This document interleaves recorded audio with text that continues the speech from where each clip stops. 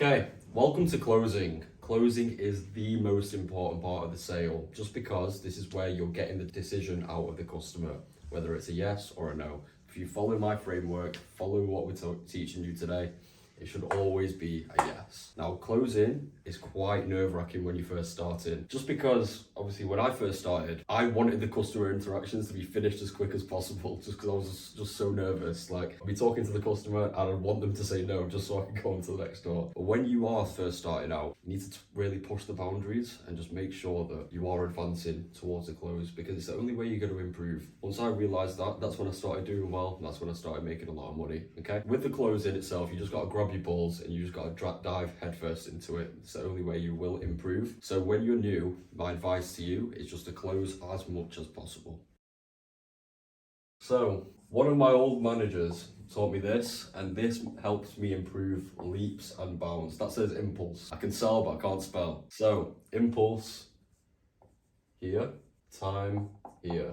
Impulse basically just means how excited the customer is. So this is you at the start of the sale. You just started talking to the customer. They don't know who you are. You don't know who they are. And they've probably got their defenses up quite high. So at this point, you're a nobody. Your job is just to increase their impulse up, up, up, up, up. And where do you think that would be the best time to close a customer?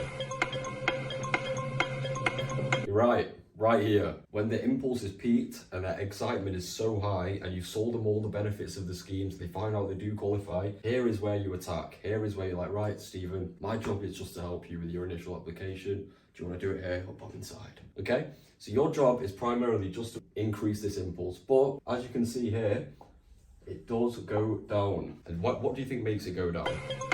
I'll tell you. So when I was first starting out, and a lot of people that I've obviously trained and managed, they have the same issue. So when you're first starting out, you've just learned a whole bunch of new information and you're excited to obviously convey this to the customer and prove to yourself what you know. Good is good knowledge consolidation, but just spouting information at the customer is not going to get you the sale. So when you're explaining the benefits of the scheme, the impulse just keeps rising. But then after you've already maxed them out and they found out they qualify, the worst thing you can do is continue to talk about the benefits of it, because that's going to help them decline. And normally, from my experience, once it starts declining past this point, the sale's done. They've lost their impulse, so then they don't want you in their face anymore. So your job is just to close. You could even close here, you can close here, you can close here. You can close multiple times throughout the sale.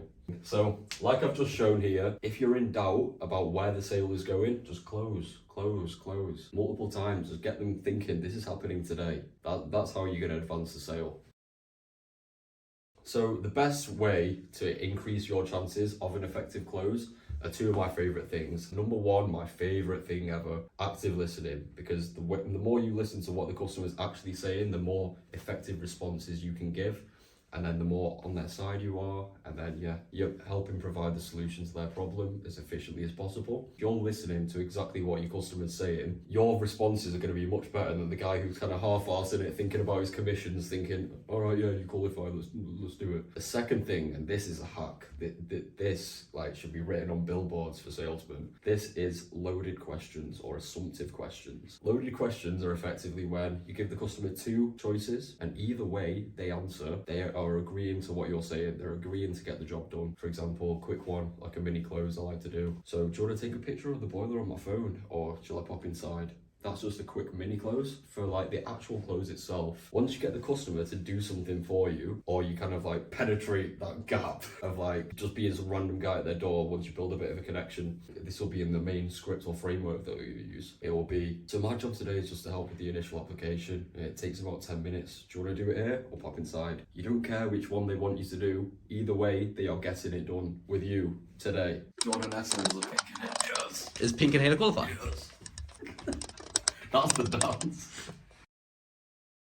So, one of my favorite ways to sell, loaded questions. I'll just run you through it, the premise of it, but here's a few examples for you today. So, okay, Karen, so we do recommend that you stick with our ideal recommended boiler. The Ideal Logic 2 is the greenest on the market, but in some rare cases, you can apply for the Worcester Bosch. I know everyone loves the Worcester Bosch, it's quite well renowned. So would you want to stick with our ideal recommended boiler, or do you want to opt for the Worcester Bosch? Bosh. Bosh.